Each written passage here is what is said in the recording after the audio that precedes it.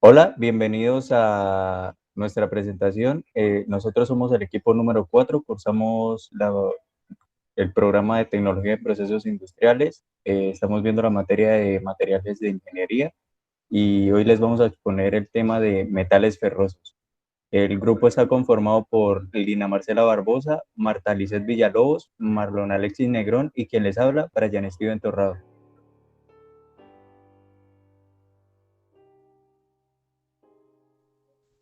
¿Qué son los metales ferrosos? Los metales ferrosos son aquellos que su principal componente es el hierro y sus principales características son su gran resistencia a la tensión y dureza. Presentan muchos inconvenientes por ser muy pesados, oxidarse con facilidad y ser difíciles de trabajar, pero son de los más utilizados en la actualidad. Minerales que contienen hierro. Los metales ferrosos o férricos son aquellos que contienen hierro como elemento base, pueden llevar pequeñas proporciones de otros. Magnetita, pureza 72,4%. Es un óxido mixto de hierro y su composición corresponde al 27,6% de oxígeno y 72,4% de hierro. Su dureza es de 5,5 a 6 y color negro, lustre, metálico, fractura irregular. Hematites, pureza 70% de hierro y trazas de titanio, aluminio, manganeso y agua. La hematites tiene una apariencia muy variable, color pardo rojizo, masa oscura, color gris plateado. Tiene una dureza de 5 a 6. Siderita, pureza 62,1%. Es un mineral que está compuesto por 62,01% de hierro y oxígeno y un 37,99% de oxígeno de carbono y carbono que pueden contener manganeso. Tienen un juego de colores beta amarillo-marrón, dureza de 4 a 5,5 y un sistema cristalino amorfo. Pirita, pureza 46,52%. La pirita, un mineral que se compone de 53,48% de azufre y un 46,52% de hierro. Su dureza es de 6 a 6,5, su color es amarillo pajizo, lustre metálico. Propiedades y características principales. Maleabilidad. Se, se pasan rodillos por el material para someterlos a un esfuerzo de compresión. Ductilidad. Se forman hilos sometidos al metal a un esfuerzo de tracción. Tenacidad. Es la resistencia a romperse al recibir impacto. Resistencia mecánica. La resistencia que tiene al aplicarle distintos tipos de fuerza como tracción, torsión y compresión. Propiedades y características generales. Tiene alta concentración de hierro. Son pesados y poseen alta densidad. Su temperatura de fusión es elevada, por lo que se necesitan hornos muy potentes. Son duros, se oxidan fácilmente. Su óxido es rojizo y tiene alta capacidad de oxidación, lo que los hace propensos a la corrosión. Son abundantes en la naturaleza. Pueden ser frágiles, aunque el acero es maleable y resiste. Son excelentes conductores de electricidad, magnetismo y calor. Son magnéticos, son dúctiles, maleables y a excepción de la aleación con alto contenido de carbono escario, gran resistencia a la tracción. En líneas generales poseen las mismas propiedades de un metal estándar. En los tipos de materiales ferrosos, de acuerdo a los elementos que lo componen, la totalidad de los elementos ferrosos encajan en alguno de los tres tipos: hierro dulce, hierro forjado, aceros y aleaciones. En la siguiente diapositiva encontraremos el hierro dulce o hierro forjado. Como característica del hierro dulce o hierro forjado, el contenido de carbono es inferior al 0.03%. Las propiedades primordiales son: de color plateado, se oxida con facilidad, muy dúctil y maleable, buen conductor de la electricidad, difícil soldadura y admite la forja para moldearlo. En cuanto a las aplicaciones, son muy pocas las aplicaciones eléctricas porque es buen conductor, y otra de las aplicaciones está en los núcleos de electroimanes. En la siguiente diapositiva encontramos los aceros.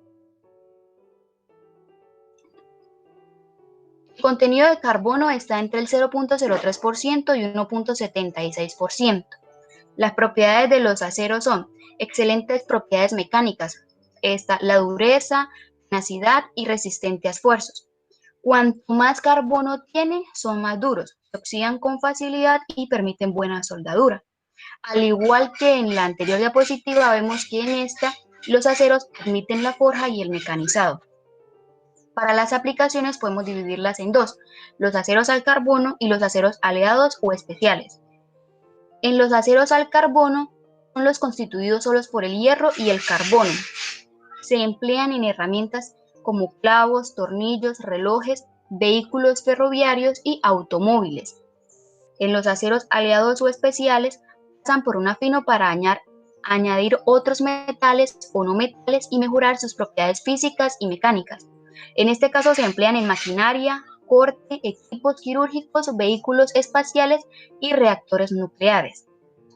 En la siguiente diapositiva vamos a encontrar por último las fundiciones. El contenido de carbono en las fundiciones está entre 1.76% y 6.67%. Para las propiedades, en las fundiciones son menos dúctiles y menos tenaces que los aceros. En este caso, la soldadura es mala, son más duros que los aceros, ya que el carbono le da dureza pero aumenta la fragilidad. Más fácil de mecanizar que los aceros, y permiten la obtención de piezas de diferente complejidad y tamaño empleando moldes. En las aplicaciones, el mobiliario urbano es el conjunto de objetos o piezas de equipamientos instalados en una vía pública. Lo podemos ver en farolas, en bancos, en fuentes, en tapas de alcantarillas, en bancas o bloques de motores. Para la siguiente diapositiva vamos a encontrar unos ejemplos. Algunos ejemplos de los materiales ferrosos son el hierro puro, hierro dulce, acero al carbono, acero inoxidable, fundiciones, acero Woods, acero galvanizado, fundiciones de hierro, acero al silicio y acero de Damasco.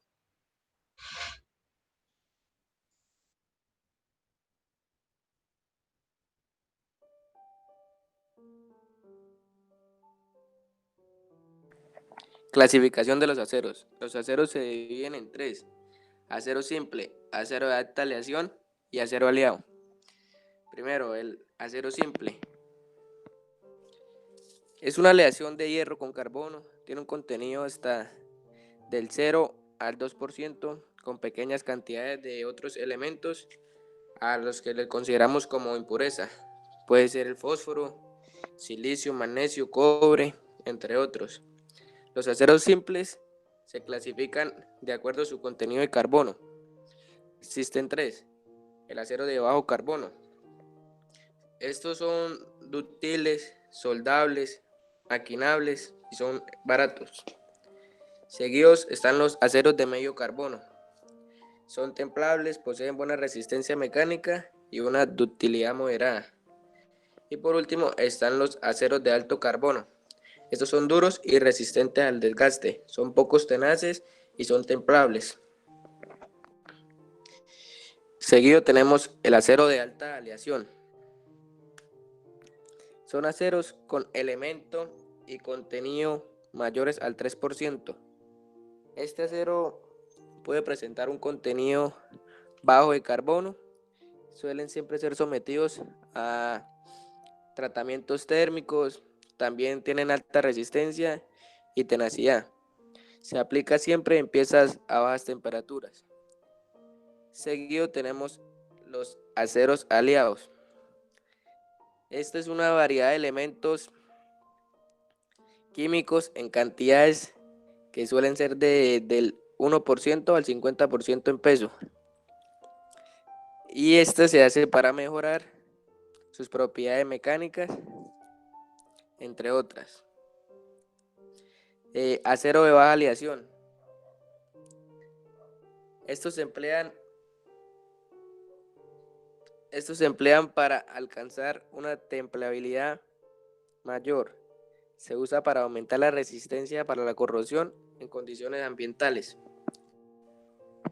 Dicho metal se clasifica como un HCl, un acero de baja aleación de alta resistencia.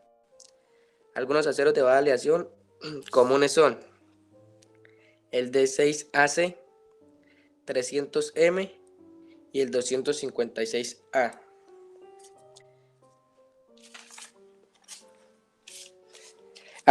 Aplicación generales de los aceros. El acero está abundando siempre en nuestra vida cotidiana. Puede ser en forma de herramientas, utensilios, electrodomésticos, maquinarias. También se usa para automóviles, entre otros.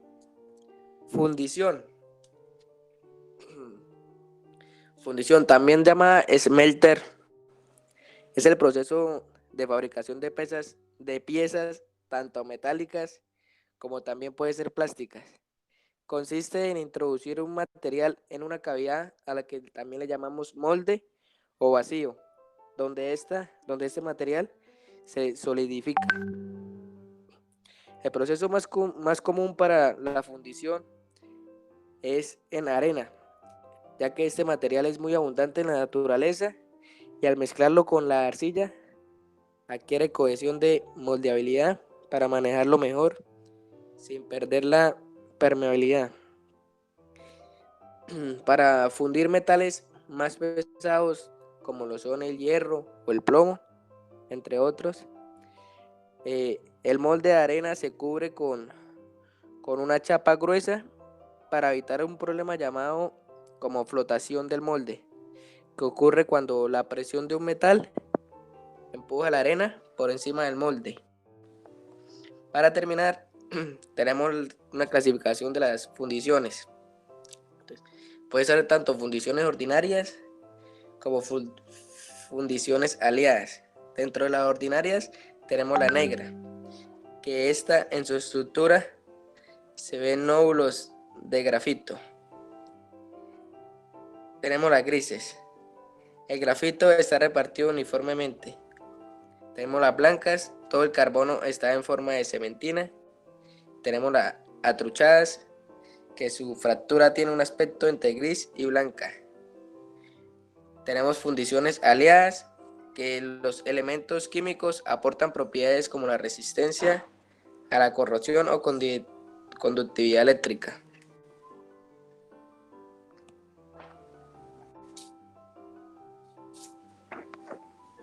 Bueno, ahora vamos a abarcar una serie de tratamientos con los cuales podemos mejorar o modificar estas propiedades de los materiales ferrosos. Debemos tener en cuenta primeramente para saber cómo actúan estos materiales, ya que en dichas propiedades vamos a trabajar bastante con el punto de vista de la temperatura, que en el hierro tiene unas ciertas características en su composición estructural.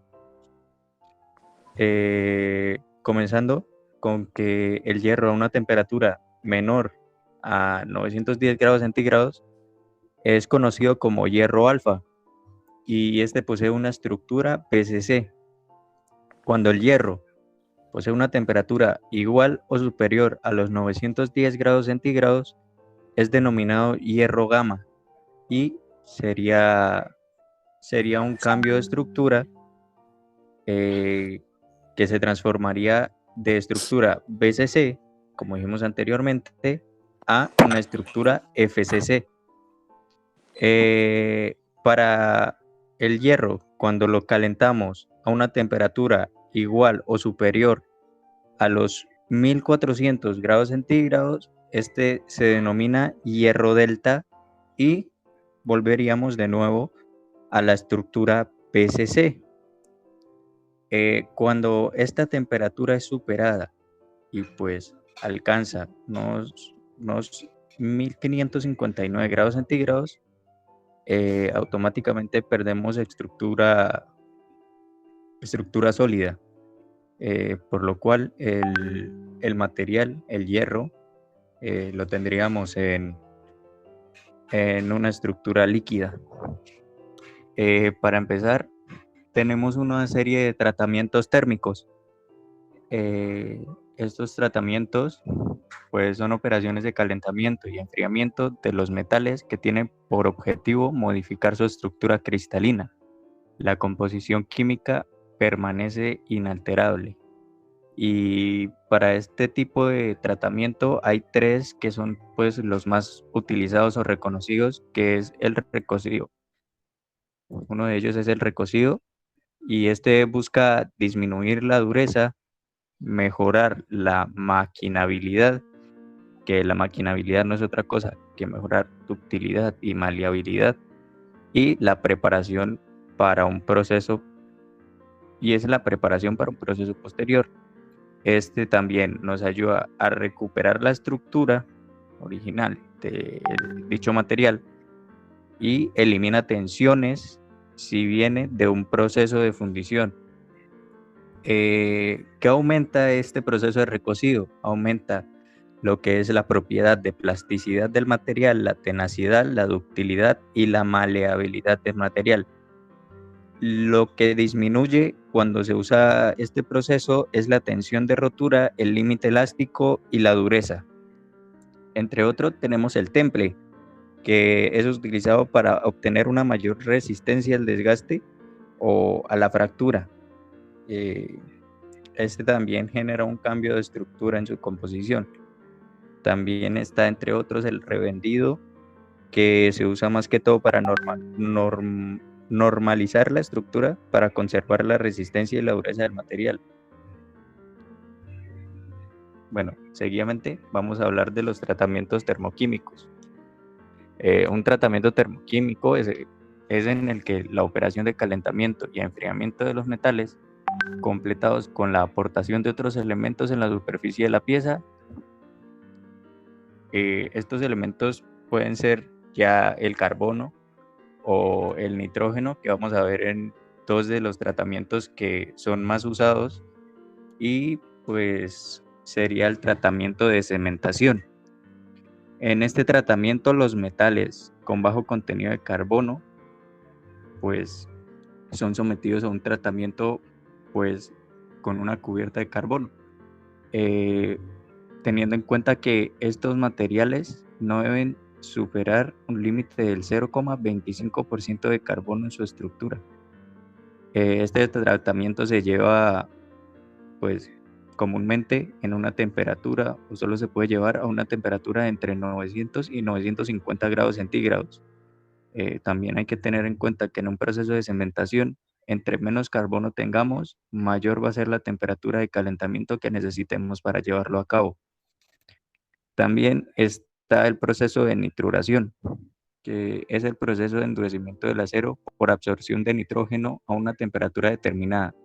Además, proporciona una buena resistencia a la corrosión. Ahora, se